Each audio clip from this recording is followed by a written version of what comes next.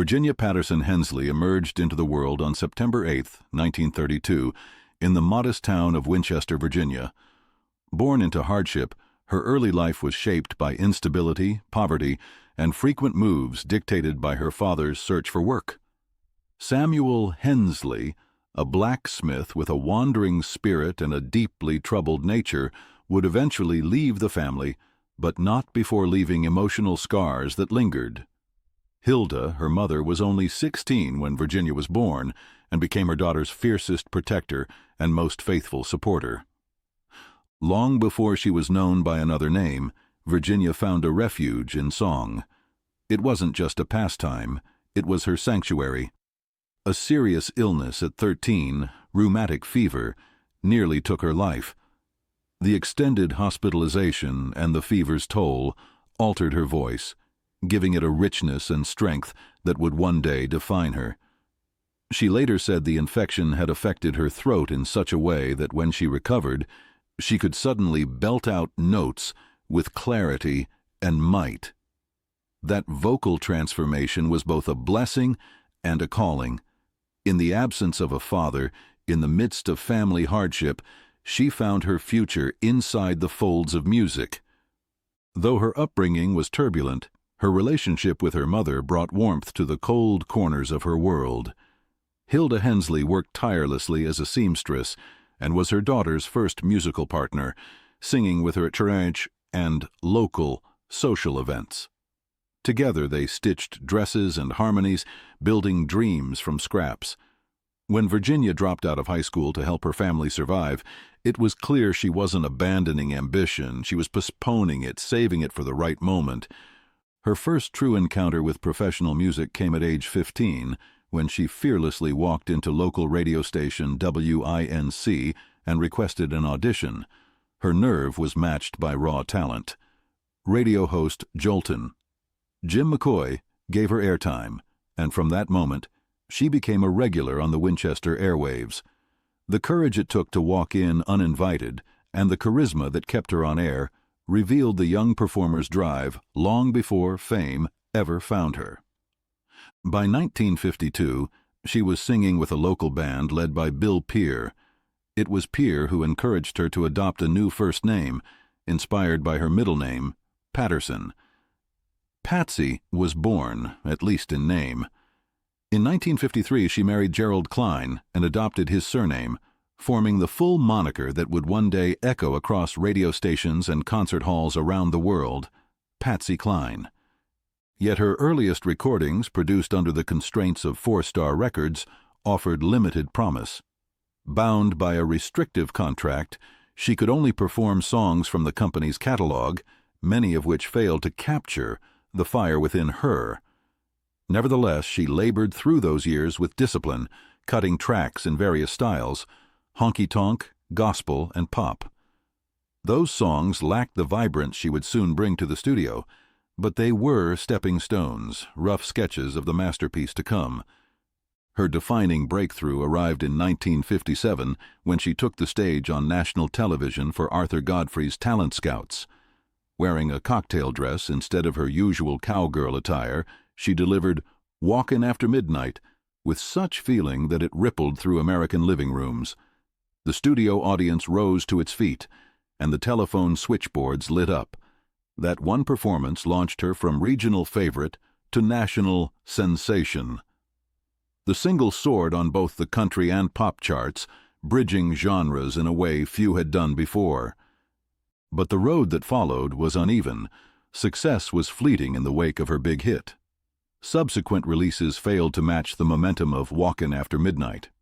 Frustrated by her lack of control over her material, she longed for creative freedom. Meanwhile, her personal life became increasingly complicated. Her marriage to Gerald Klein collapsed, a casualty of irreconcilable differences and her growing career. She soon married Charlie Dick, a passionate but volatile partner.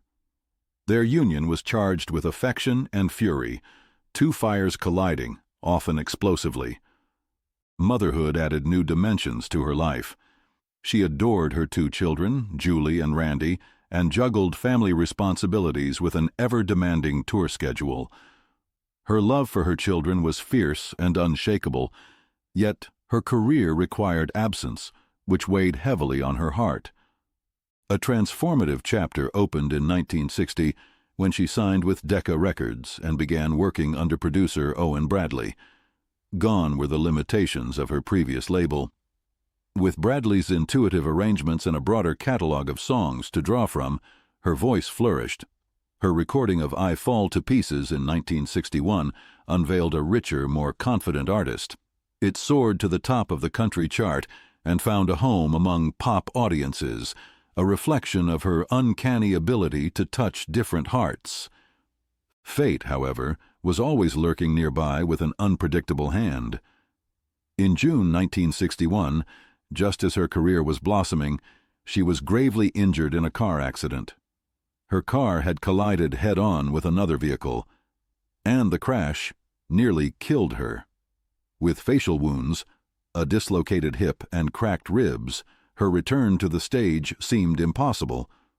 But within weeks, she was back under the spotlight, still bandaged and bruised, her voice somehow deeper, more raw. That year she recorded Crazy, a haunting ballad written by a then-unknown Willie Nelson. Her rendition would become one of the most cherished recordings in American music. Through her growing celebrity, she remained grounded in her friendships, particularly with other female artists. She mentored Loretta Lynn, helped Dottie West through financial trouble, and comforted Jan Howard in moments of doubt. Her generosity extended beyond advice. She gave clothes, checks, and time. In an industry often ruled by ego, Patsy led with heart. Despite her hectic schedule, she maintained deep ties with her family. She shared everything with her mother, and Hilda remained her closest confidant. Patsy's relationship with Charlie, while riddled with turbulence, never lost its spark. They argued fiercely, drank often, and loved with equal intensity. She described him once as a hurricane in pants. Her performances became events, thrilling audiences in Nashville, New York, and Las Vegas. In 1962, she broke ground by becoming the first female country artist to headline her own show in Vegas. That same year, she bought her first home in the suburbs of Nashville, a modest ranch house that she dubbed her dream home. It was decorated with pride and warmth, and she frequently hosted friends and fellow musicians there. She recorded tirelessly, delivering hits like She's Got You, So Wrong, and Leavin' on Your Mind. Her voice, smoky, aching, fearless, carried a gravity that drew listeners close. She could shatter stoicism with a phrase and rap sorrow in silk. Whether she was covering an old country standard or a contemporary pop number, she left her unmistakable imprint on it. In early 1963, she was preparing for more: new recordings, bigger venues, and a possible tour of Europe. But her heart held a strange heaviness. She confided to friends that she sensed something was coming. She told Dottie West, Loretta Lynn, and June Carter that she didn't expect to live much longer. Her letters from that time carry a bittersweet tone, a woman satisfied with her achievements, yet somehow aware that time was running out. On March 3, 1963, she performed in Kansas City at a benefit for DJ Cactus Jack Call. She sang 3 sets, ending with I'll Sail My Ship Alone. That would be her final song. On March 5th, she boarded a small Piper PA-24 Comanche plane with fellow musicians Cowboy Copas, Hawkshaw Hawkins, and pilot Randy Hughes. The weather was turbulent, but they chose to fly. Despite warnings from airport personnel, they took off just after 6 p.m. The aircraft never made it home. At 6:20 p.m., somewhere above the Tennessee woods, it disappeared from the sky. The wreckage was found the next morning. There were no survivors. Roger Miller, who had gone searching through the trees, was one of the first to find the crash site. What he saw would haunt him forever. Her watch had stopped at the moment of impact. Her final journey had ended abruptly, brutally. News of her passing shook the nation. Radio stations played her songs in mourning, and fans flocked to her hometown. She was only 30, but her artistry had already earned her a place among the greats. Thousands attended her memorial service in Winchester. Her gold casket was surrounded by flowers, and mourners reached to take petals as keepsakes. She was laid to rest beneath a plaque that read, "Death cannot kill what never dies, love." In the aftermath, her music surged again. "Sweet Dreams," recorded just weeks before her death, climbed the charts. Albums were reissued, documentaries filmed, and tributes poured in. In 1973, she became the first solo woman inducted into the Country Music Hall of Fame. Her voice lived on in jukeboxes, radio waves, and the hearts of listeners around the world. Artists from every corner of music have named her a guiding light. Reba McEntire, Trisha Yearwood, K.D. Lang, Linda Ronstadt, and countless others have paid homage not only to her voice, but to her fearless authenticity. Her daughter, Julie, grew up hearing stories of a mother she barely remembered but has since helped preserve with reverence. Her childhood home was restored, and museums were erected in her honor. Her story has been immortalized in film, on stage, and in the melodies she left behind. Each lyric she ever sang, whether of yearning, betrayal, or heartbreak, continues to stir something deep in those who listen. Her vocal delivery carried layers of truth. She didn't sing songs, she wore them.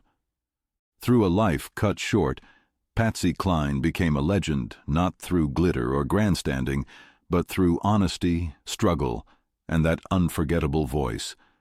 Her music still finds its way into new hearts, not because of nostalgia, but because her songs carry the kind of sincerity that never ages. And in quiet corners of America, in bars, kitchens, and midnight highways, her voice still echoes. Long after the plane went silent, she continues to sing.